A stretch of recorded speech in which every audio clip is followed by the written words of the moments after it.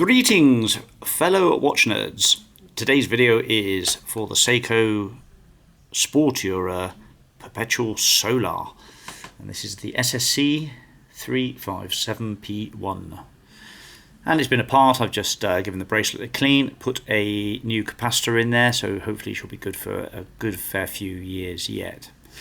Nice watch this, and I'm just going to run through the overall condition and just talk about it generally. If you're not a watch nerd, you'll probably have already turned off, but anyway, we're going to go through this one. So stainless steel bracelet, decent solid links there, milled clasp, double pusher security, 3 micro adjust.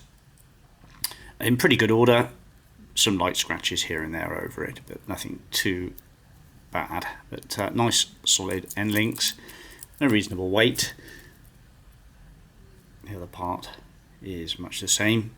Just done some work on someone's wrist over the years, but nothing, if you wanted it polished, you could polish everything out on there quite easily. It's not, but you know, I think they're about 450 quid. These are new, so a reasonable price, a reasonable weight to it as well. It's about 130 grams, I would have thought, for this watch head alone.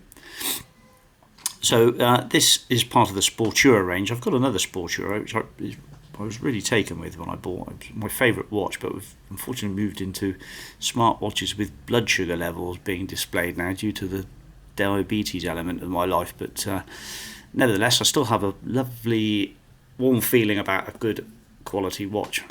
I'm a bit of a Seiko fan, actually, I must admit. So this is the Sportura with a sapphire crystal, stainless steel case, and a decent build quality screw down crown, 2 pushers, button A and button B. Button A has a little red sporty band around it. A tachometer, bezel obviously doesn't spin, and crown guards. It does say on the back that it's a v178-0AA0 stainless steel sapphire crystal movement. So you know it's half decent watch when it's got sapphire crystal to it. So measurement size, well, this watch is 45 across the bezel. Let's just do this a moment. 45. Yeah, 45, 48 including the crown. Lug to lug is 49.5 ish, so not far off 50.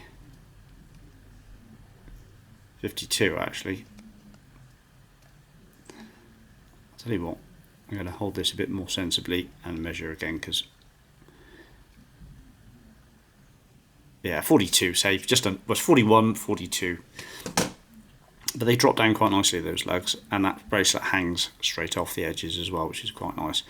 So I can get away with this, and I've only got a 16.6 centimeter wrist at the moment. The hands themselves have a nice loom, and what we're going to do is just change these hands out of the way. Let's go up to the usual 10 to 10. I think the screw down crown's a nice little touch. Now, where's my pointing stick? Right. Okay, so solar power. This dial, which has got a nice honeycomb effect actually on it, an applied logo, applied hour markers, a 24-hour dial at the bottom. That's the small seconds. That's your power reserve and day reading dial there. So they're all inset, dropped, recessed is the word I'm looking for. Applied hour markers there. Yeah, that Seiko is applied as well.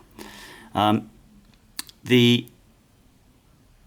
way this watch works, it has 2 modes really, A and B. So B button here, press to select chronograph mode. So this watch then spins round. That is your 24-hour chronograph section. There's your red seconds hand, which times in 1/5 of a second. Let's start her up. So off she goes, and start and stop.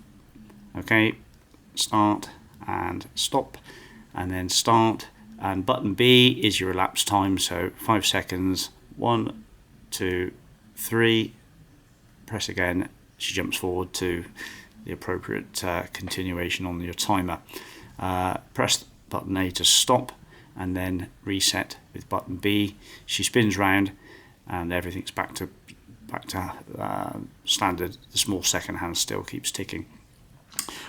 The top A button then changes and toggles between your two settings. So let's go on to the calendar mode. Didn't do that, did I? I didn't change the mode, so let's go back again. So I'll repeat that again. Change to calendar mode, press button B. This watch then displays the calendar.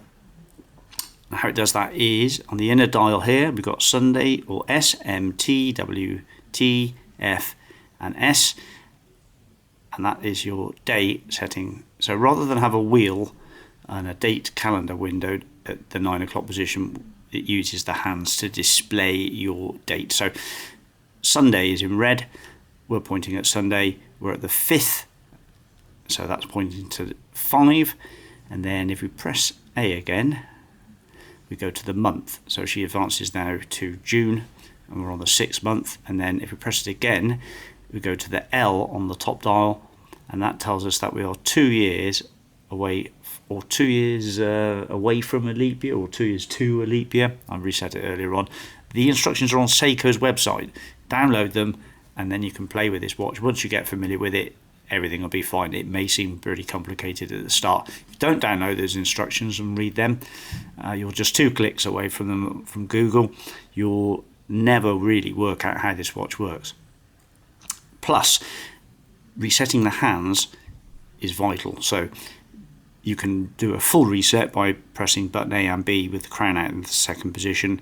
That resets the system, and then you can proceed to reset all the hands to align exactly where they should be aligned. That red second hand dead on the 12 o'clock, these dead on the 12 o'clock, and I think that's it. Yeah. Oh yeah, and your power reserve hand can be reset as well to its lowest setting there.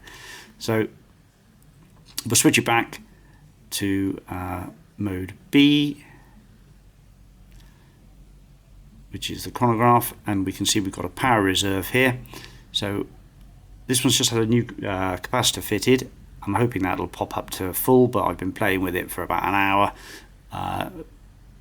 That is showing a midpoint in the power reserve, so you have a power reserve as well. Everyone likes a power reserve, don't they?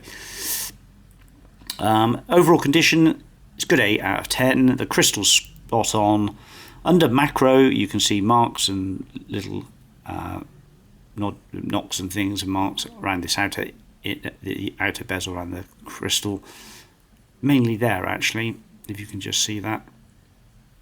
I can feel it with my peg here. Not really visible unless it's really strong sunlight via standard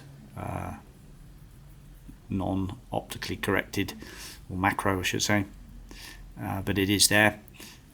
But it's a good 8 out of 10. 8 out of 10. A few minor marks to the case, it's polished pretty much all round, bezels and crown guards, and a nice case back as well in good order. But I think that's about it really, isn't it? Condition, how it works, how it charges. A full charge should last 6 months on this one. I'm going to leave it in the sun, and hopefully we'll see that power reserve dial there pop up to the full. But at the moment it's all working well in that middle position on the power reserve. Those hands are sort of skeletonized, and they're well loomed. We'll put a picture of that up there. I haven't put the alarm on. Frankly, I'd had enough by resetting it, doing the battery and all the rest of it. Nobody really uses the alarm, but the instructions are there, and I would imagine that should work fine. It's just a very light sort of beep, you know, the usual Seiko stroke Casio type beep. I'd love to demonstrate it, but it takes quite a while to get involved with that. But yeah, I like it. Do you? If you do, we'll post it off and get it to you in the mail. Thanks very much for watching. Bye bye.